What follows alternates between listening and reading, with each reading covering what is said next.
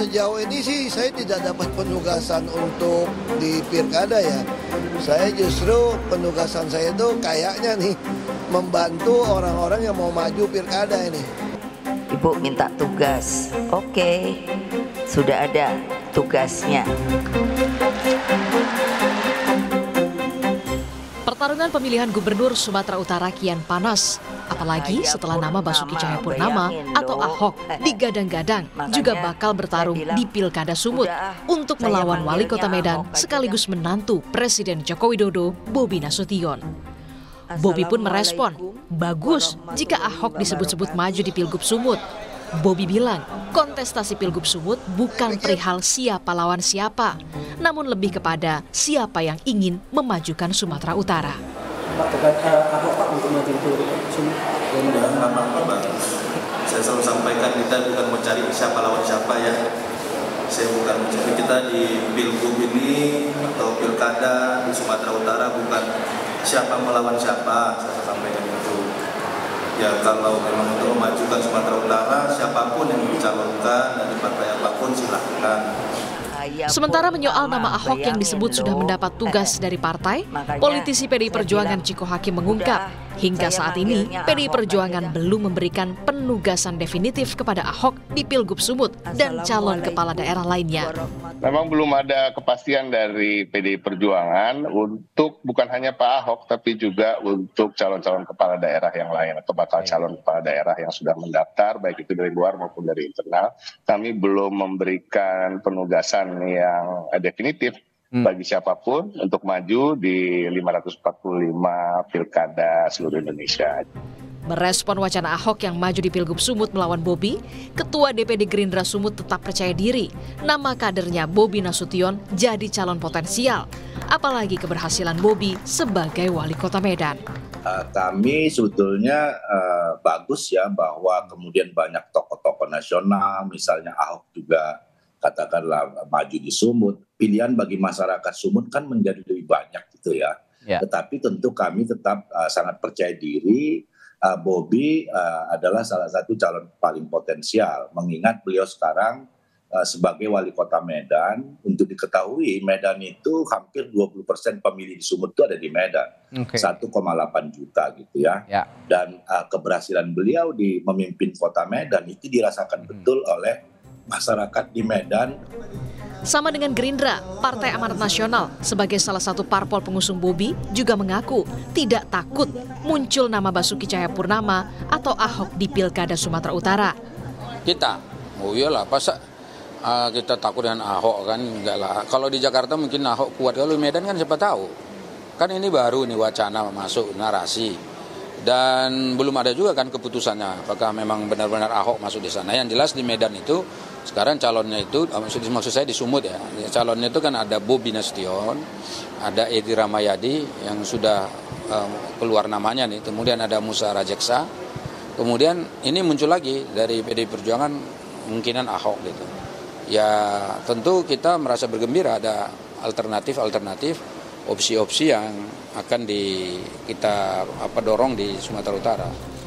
Selain nama Ahok dan Bobi, sebenarnya sejumlah nama beken pun seperti Edi Rahmayadi yang merupakan Gubernur Sumatera Utara 2018-2023 serta Musa Rajeksa yang biasa disapa Ijek yang merupakan Wakil Gubernur Sumatera Utara 2018-2023 pun tentu juga siap bersaing memperebutkan kursi Sumatera Utara 1. Tim Liputan, Kompas TV. PDI Perjuangan tampaknya sudah mulai ambil ancang-ancang mendorong Basuki Cahayapurnama atau Ahok untuk melawan menantu Presiden Joko Widodo, Bobi Nasution di Pilgub Sumatera Utara 2024. Bagaimana membaca peluang Ahok maju di Pilgub Sumut? Kita bahas bersama pengamat politik dari Universitas Sumatera Utara, Bang Indra Fauzan. Bang Indra, selamat sore. Selamat sore Mbak Cindy. Bang Indra, DPD PDIP Sumut kan udah meminang Ahok untuk maju, kemudian juga udah bilang siap nih untuk melawan dinasti politik. Artinya bisa dibaca memang sengaja ya PDIP udah siap mau melawan Bobi? Ya kalau dilihat siap nggak siap, tentunya ini menjadi peluang PDIP ya. Pertama karena mereka juga punya peluang untuk mengajukan kandidat sendiri dengan 21 kursi di Sumatera Utara. Yang kedua, mereka tentunya harus mencari figur-figur yang dianggap pantas atau seimbang dengan Bobi Nasution, karena bagaimanapun saat ini Bobi Nasution kan figur yang cukup menjual, sangat menjual lah di Sumatera Utara ini, sehingga PDIP saya rasa perlu menaikkan rasa kepercayaan diri mereka dengan mengusung nama-nama yang mereka anggap potensial, karena apabila mencari di tataran lokal tentunya mereka akan agak kesulitan juga ya, karena yang muncul mungkin dari sementara ini kalau tokoh lokal mereka masih ada dari kader masih ada Pak Nixon Ababan ya, sehingga mungkin mereka perlu menaikkan rasa kepercayaan diri mereka untuk melawan Bobi Nasution yang dianggap sebagai bagian dari dalam tanda kutip ya musuh yang harus dihadapi, karena kan ada perbedaan jalan politik antara PDI Perjuangan dengan keluarga besar Pak Jokowi. Oke, tapi kalau misalnya memang nanti Ahok yang ditugaskan untuk di Pilgub Sumut, Anda membaca peluangnya melawan Bobi Nasution seberapa besar? Ya kalau kita melihat pertama Sumatera Utara ini kan masyarakatnya sangat heterogen ya, dengan berbagai macam suku. Yang terbesar adalah etnis Jawa, kemudian Melayu, Mandailing, Batak dan lain sebagainya. Nah ini yang harus juga dilihat oleh PDIP sebagai sebuah tantangan bagi mereka, karena bagaimanapun karakteristik masyarakat di Sumatera Utara tentunya berbeda dengan karakteristik masyarakat di DKI Jakarta misalnya pada masa Pak Ahok berkontestasi di sana.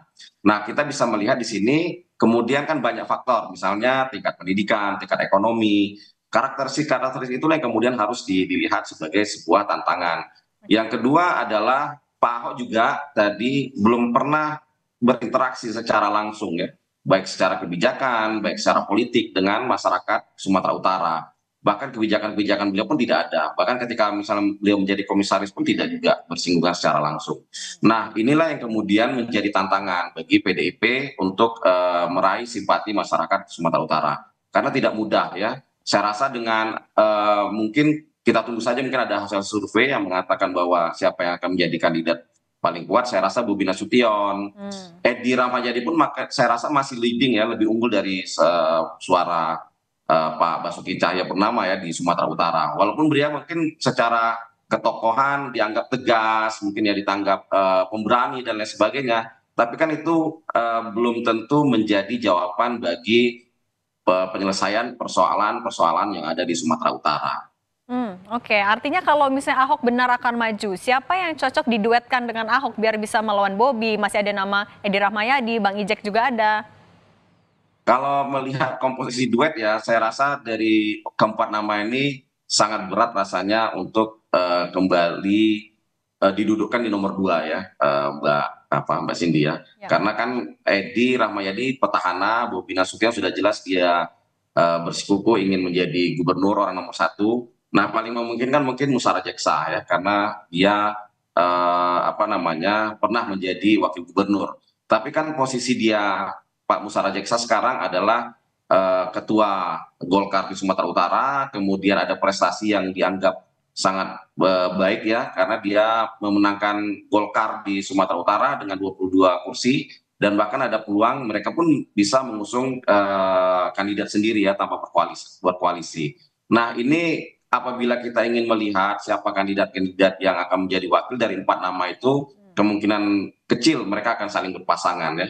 Tapi kemungkinan kecil juga akan banyak pasangan, misalnya empat calon yang akan bertanding misalnya. Itu saya rasa sangat kecil. Paling memungkinkan 2 kandidat atau 3 kandidat yang akan bertarung di Sumatera Utara. Oke, tapi kan kalau di Partai Golkar sendiri yang dikasih surat tugas ada 2, ada Bang Ijek, ada sama Bobi juga. Artinya akan salah satu di antara itu aja ya? Ya, saya rasa ini juga kan kita akan melihat dari Golkar sudah menyatakan bahwa mereka berdasarkan hasil survei mereka, internal mereka, kemudian juga saya rasa dinamika politik di Sumatera Utara, kemudian kepentingan elit Golkar di Koalisi Indonesia Maju itu sangat mempengaruhi. Dan saya rasa walaupun sudah ada surat tugas, mungkin angin sekarang agak berhembus kencang ke arah Bobi Nasution, mengarah ke situ, karena bagaimanapun dengan berpindahnya Bobi ke Partai Gerindra ini secara psikologis ada tekanan psikologis kepada Golkar untuk segera menentukan siapa yang akan mereka dukung. Walaupun sebenarnya Pak Musara Jeksa juga sudah bersikuku ingin maju. Tapi kan ada komunikasi-komunikasi politik yang harus dilalui, kemudian juga mekanisme partai yang harus dilalui, sehingga saya rasa ketika surat tugas itu diberikan kepada Bobi Nasution dan Musara Jeksa, ini adalah pilihan-pilihan yang paling realistis. Dan faktanya saat ini Bobi Nasution sedang unggul ya, saya rasa ya sedang unggul dalam karena beliau sekarang menjabat sebagai wali kota Medan, kemudian juga dilihat sebagai representasi dari kekuasaan saat ini, dan itu menguntungkan beliau secara hitung-hitungan politik. Anda melihatnya mungkin nggak kalau akhirnya Bobi tetap maju dari Gerindra, kemudian Ijek juga tetap maju dari Golkar, beda koalisi? Mungkin nggak Anda membacanya? Kalau saya pribadi ya melihatnya agak kecil kemungkinan ya Mbak ya. Karena apa? Walaupun Golkar dalam tanda kutip bisa mencalonkan sendiri, tapi untuk untuk menjadikan kendaraan sendiri ini kan harus ada komunikasi elit ya. Intervensi elit mungkin akan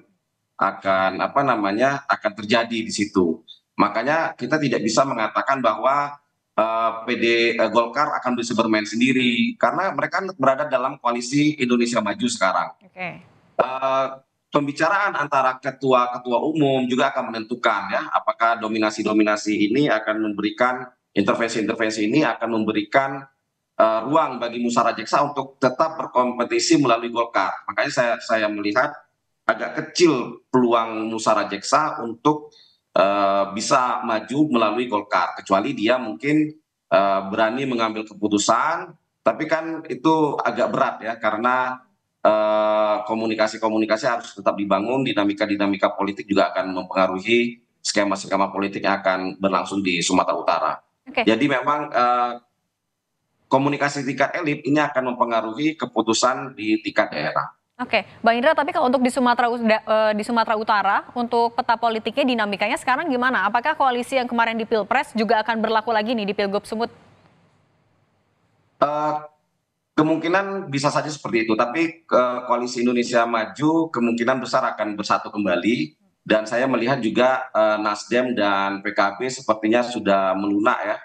Mereka juga sepertinya dalam pengamatan saya mereka cenderung ya mendukung Bobi Nasution dalam hal ini, walaupun belum ada statement, tapi komunikasi politik yang kita lihat dengan mereka tidak mengeluarkan statement apapun saat ini, mereka sepertinya punya kecenderungan akan bergabung ya. Begitu juga dengan mungkin partai-partai lain, seperti mungkin bahkan ketika kita agak melihat bahwa Bobi pun melalui perwakilannya mengambil formulir juga di Partai Keadilan Sejahtera. Nah, dengan perhitungan seperti itu, maka apabila mereka betul-betul mendukung Bobi Nasution, ini kan menjadi suara mayoritas di parlemen. Dan apabila ada Golkar di situ dengan 22 kursi, ini akan lebih besar lagi. Makanya kecenderungannya akan ada dua kandidat yang akan bertarung. Dengan catatan PDIP juga akan mengusung kandidat mereka sendiri. Seperti itu Mbak. Bang Indra, kita kan tahu 3 besar di Sumut itu, satunya Golkar, ketiga Gerindra, tengah-tengah PDIP. Kalau tadi kata Bang Indra, kayaknya PKB Nasdem juga mulai melunak deh ke arah Bobi. Kalau mayoritas semua mendukung Bobi, PDIP kuatkah melawan koalisi itu? Ya, kita berkaca dari beberapa sejarah perpolitikan ya di Sumatera Utara ketika pilkada langsung ya, ada calon-calon gubernur yang muncul dari bawah, dari atas seperti Effendi Simbolon di 2013, kemudian Mas Jarod ada di 2018, semuanya belum bisa mengalahkan calon-calon lokal, seperti itu, tokoh-tokoh lokal. Nah, ditambah lagi beberapa faktor yang membuat Bobi sangat kuat saat ini, karena memang prestasi beliau mungkin ada beberapa hal pembangunan infrastruktur beliau di Kota Medan ini saya rasa cukup membanggakan ya, sehingga bisa diviralkan, kemudian bisa menjadi bukti keseriusan beliau misalnya. Kemudian juga beliau kan juga jangan dilupakan menantunya Presiden Jokowi yang sedang berkuasa saat ini. Kemudian ketika beliau mengambil keputusan masuk Gerindra, itu partainya Presiden Prabowo nanti, sehingga itu perhitungannya yang harus dilihat. Nah, apakah persoalannya PDIP mampu atau tidak, kita akan melihat seperti ini. Petanya loyalis PDIP mungkin akan berhadapan dengan loyalisnya Presiden Jokowi, ataupun mereka dulu yang berhadapan dengan dalam pemilihan presiden dan legislatif.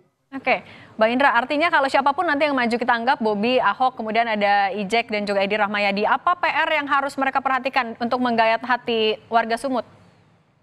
Ya, kalau sebenarnya banyak persoalan di Sumatera Utara ini ya Mbak Cindy ya, misalnya seperti infrastruktur ya. Infrastruktur ini bukan sesuatu yang baru lagi terkait dengan isu-isu infrastruktur, misalnya terkait dengan jalan provinsi ya, yang selalunya mengalami kendala. Kemudian yang paling penting adalah persoalan koordinasi antara pemerintah provinsi dengan daerah. Nah, selama ini ya kita bisa melihat beberapa tahun yang lalu terkadang ada terkendala komunikasi antara pimpinan gubernur dengan pimpinan daerah. Bahkan mungkin waktu itu Pak Edi juga berkonflik kan dengan beberapa bupati. Nah, persoalannya adalah pembangunan. Kemudian juga adalah persoalan korupsi ya, korupsi yang selalunya menjadikan Sumatera Utara ini sebagai daerah yang sangat rawan ya terkait dengan korupsi. Nah, itu tantangan-tantangan berat. Makanya masyarakat mungkin apabila nanti memilih, mereka cenderung akan melihat siapa sih kandidat-kandidat yang bisa lebih meyakinkan untuk menyelesaikan persoalan-persoalan Sumatera Utara, persoalan ekonomi, kesejahteraan masyarakat. Walaupun dalam beberapa tahun belakangan ini tingkat kemiskinan juga turun, pengangguran juga turun, tapi itu adalah tantangan-tantangan yang cukup berat.